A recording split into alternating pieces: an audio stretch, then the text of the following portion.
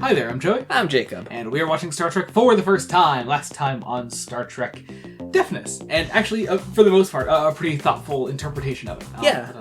Pretty cool. Definitely a fair few flaws, and not my favorite episode of all time. But still. Not a bad representation on the whole. Yeah.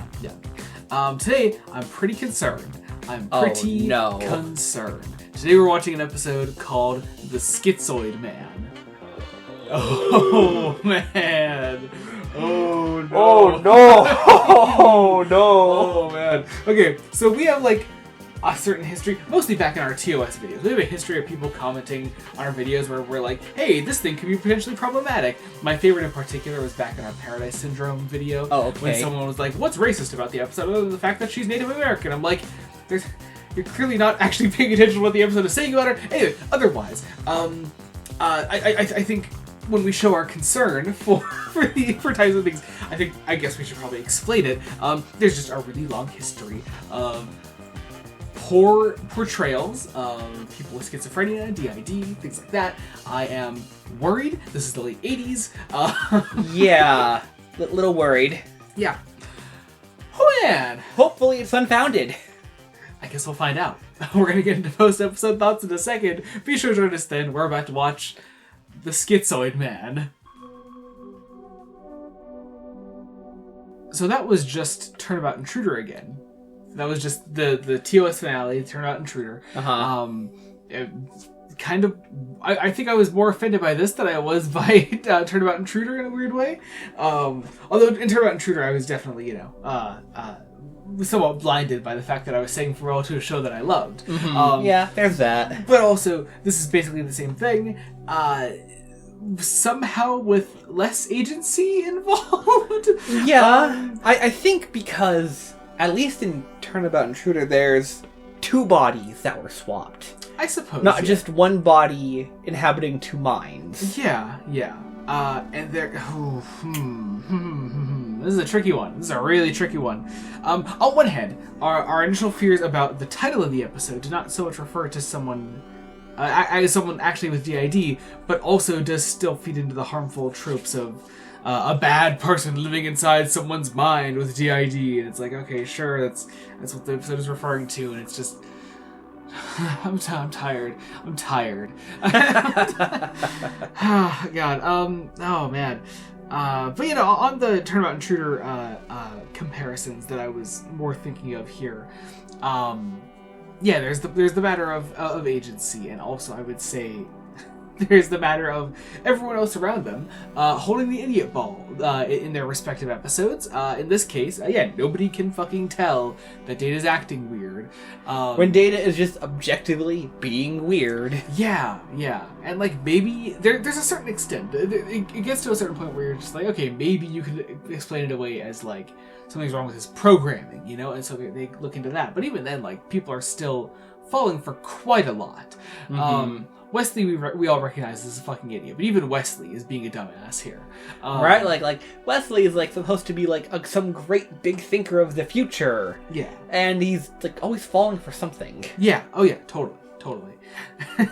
He's in love with Data's eulogy for Graves, or Graves' eulogy for Graves. Graves' eulogy for Graves, yes. There's a make some noise bit that's literally an obituary for a man who clearly faked his own death. that's all I was thinking of. It's so funny. But no, it was likewise in Turnabout Intruder, everyone's holding the idiot ball. Nobody can tell. Was it Spock that brings up the possibility of a body swap, and everyone else is like, that's ridiculous, and Spock literally has to bring up the whole, like, we deal with shit like this all the goddamn time.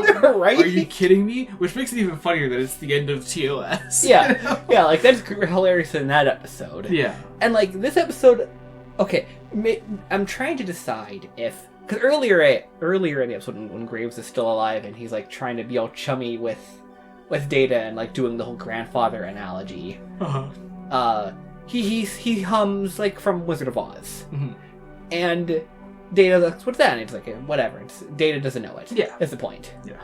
And then, like, after Graves gives the eulogy for himself, and Picard is like, And Picard's like, listen, just stop being so human for like a hot second. Dude, I started fucking punching my notebook at that scene because it's Data walks out of the fucking door, checks out a random crewwoman's ass, and then starts whistling "If I Only Had a Heart" to himself as he walks into the elevator. And here's the thing, and I'm trying to decide like if that when they think the audience is going to catch. That is also what I'm curious about. Like, how dumb are they? Are we supposed to assume the audience is? Now, also, when Data first shows himself, when Graves first shows himself as Data and delivers the news that Graves is dead for the first time, it's shot in a very sinister manner. Yeah. So I would imagine they think the audience is aware at that point, but it's almost like they keep having everyone be a fucking idiot around Data just so they could like be like, just in case you didn't get it, this is it. Graves is in his body. But also I do wonder if there was at least someone working on this episode that was like, the big reveal is when Picard figures it out, you know? Right, I know. Like, this episode almost has like 2 reveals, which is weird. Oh, they have a lot of reveals. Yeah, it's weird. But I do also like the idea of the Starfleet image test thing. Yes. Which Yar's included on there, and I like to imagine that if Data is inside there, he's like, yes, good times. And so, there's the creepy shit with Graves and his pseudo daughter, essentially. Like she's his assistant, but like very much the early parts of the episode portrayed as like a father-daughter dynamic, you know? And then towards the end you get this whole revelation where Graves in Data's body is like, I was too old for you then, but now... It's like, oh god, what a fucking... Oh. You know what I wonder? And I've noticed this in other episodes too, not just this one, but like it really occurred to me this episode in particular. Everyone, like whenever there's like a big death in a Star Trek episode, and like Data's like pseudo a part of the plot, he's not just doing innocent things occasionally. Everyone is like, Data, what do you know about death? But I'm like, what do you mean what he knows about death? There's Yar, first off. Yeah. Like, oh god, it's so weird. He had a deep personal connection with her. Yeah, well, I suppose. Oh man, you know, on good things in the episode, I love Data Beard. I love the Data Beard. The Data Beard joke is good. It was fucking brilliant. You can tell that Marina Sirtis and LeVar Burton are laughing their asses off before the scene even begins. They're smiling to themselves as they're walking into the room. It's very funny. They cannot take it seriously. They know what they're about to witness. Yeah. And you know what I actually really loved? The resolution of the episode involving Picard outright declaring Data as a person, a life form, which I thought was very, very cool. Just a great note to sort of actually make Graves think about himself and what he's done, and he essentially kills himself in the end. Is what happens. Yeah, essentially. But instead of actually doing that, like in a literal sense, he's now in the Enterprise computer. Yeah. But no, Picard declares Data as a life form, and I really love that. There's just something I really appreciate that about that, for something that we were complaining about fairly recently, where like every single Data plotline seems to end in like, yes, I want to be human but cannot. To have someone else in the Enterprise acknowledge Data's humanity, I think is very important.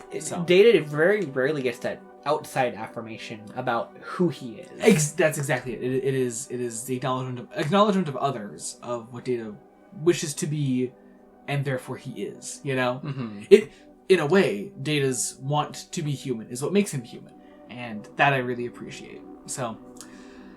It's just a shame most of the episode sucked. All right. I think that about does it. Thank you so much for watching. Be sure to join us next time when we continue Star Trek The Next Generation. Until then, this has been Joey Morgan. I'm Jacob. Goodbye.